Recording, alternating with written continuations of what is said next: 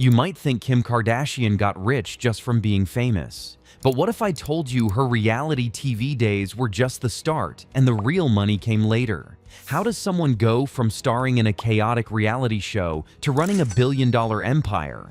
And more importantly, how does she structure her money so well that she's now worth more than $1 billion? Stick around, because we're going to break it all down. The fame before the fortune. Okay, so let's rewind a bit. We all know Kim Kardashian shot to fame in the mid-2000s thanks to that infamous tape and her wild friendship with Paris Hilton. At first, she was making money the usual celebrity way: reality TV, magazine covers, red carpet appearances, and those really awkward product endorsements. You know the ones. She was earning around $15,000 per episode of Keeping Up with the Kardashians. At first, not bad, but nowhere near billionaire money.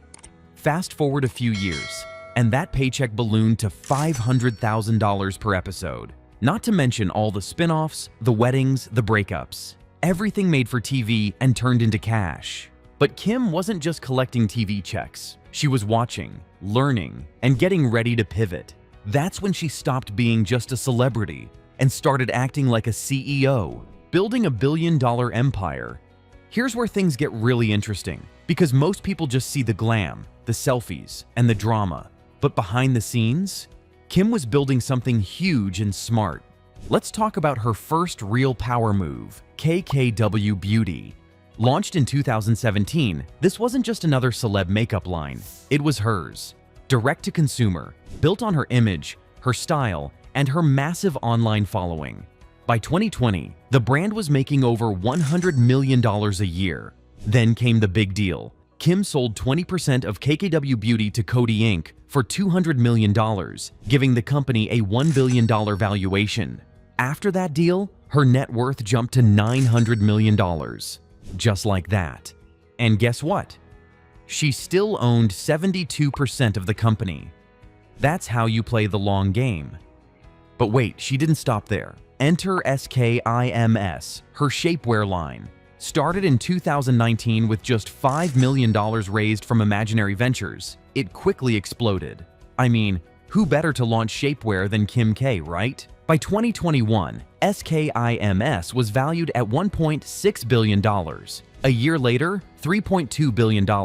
And by mid-2023, it hit a $4 billion valuation. Kim and her business partner, Jens Grade, still own at least a third each. That means her slice alone is worth $1.3 billion on paper. Just think about that. She built two separate billion-dollar brands in two completely different industries: beauty and fashion. Not bad for someone people used to laugh at for being famous for nothing.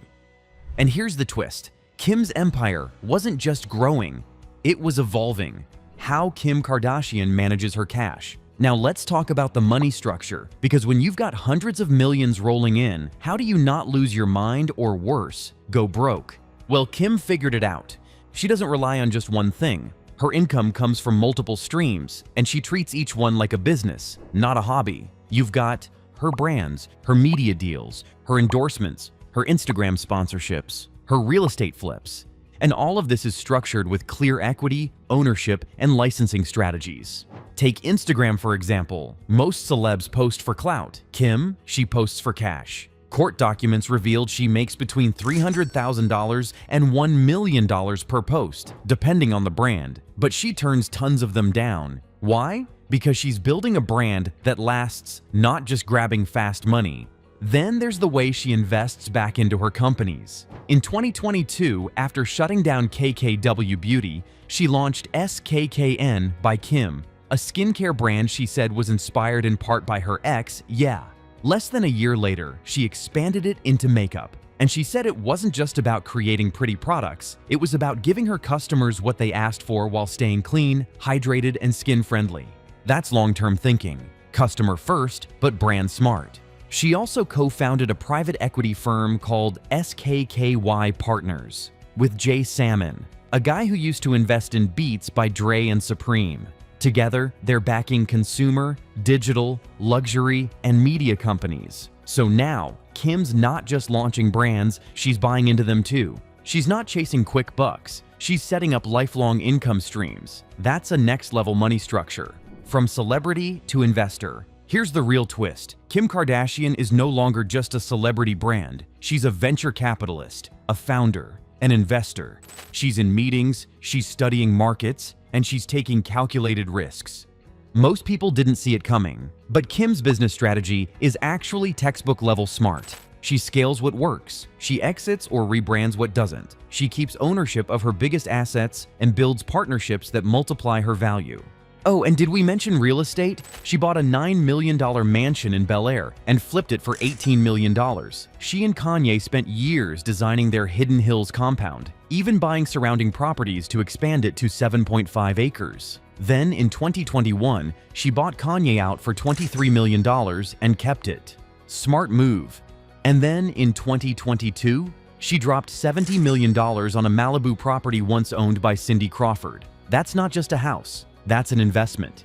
Even during the California wildfires in 2018, her home was saved thanks to a private firefighting service she paid for. It wasn't just to protect her house. It saved the whole neighborhood.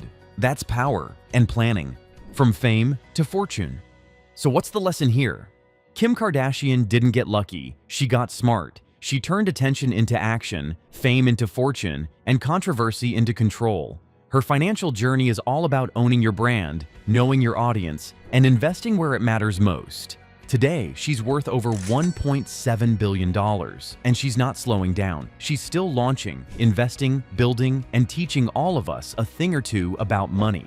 And if someone who started with reality TV can turn it into generational wealth, what's stopping you?